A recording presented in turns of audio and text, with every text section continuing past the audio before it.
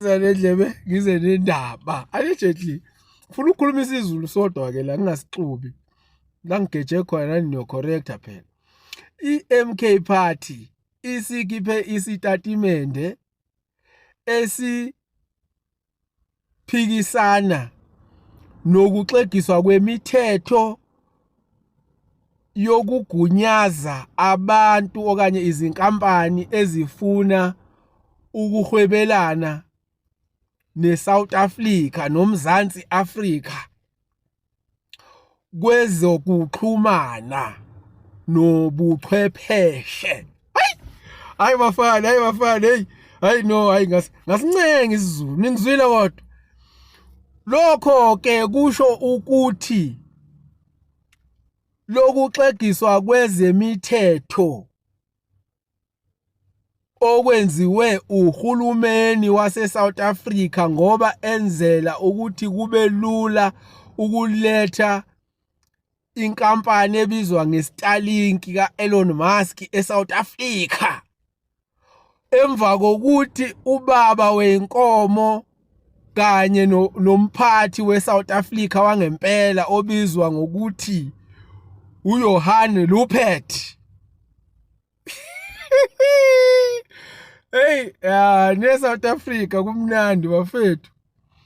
Satshela ukuthi contact to state capture kukhona amagupta la eSouth Africa ayezama ukuchallenge yena ubaba lo obizwa ngoJohan Rupert kanye nabasebenzi laba akasebenzisana nababanye abasemabhizinisini. Baningi ko Oppenheimer, Kosbecker, baningi kakhulu. Yibona abaphathi beSouth Africa baphethe everything la eSouth Africa.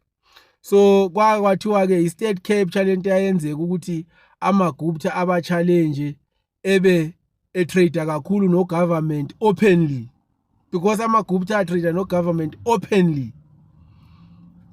That's the only family that we knew about ukuthi is trading no government openly, whereas abanye trade openly and no one is saying anything. Kahle if you Google you can find them ukuthi ama companies abo okanye abama directors kuwona a trade no government, but you can never hear any outcry. Those are the real people in South Africa that have authority to do as they please. They can even accompany Cyril Ramaphosa ukuthi ayokhuluma no Trump. There's nothing wrong with that.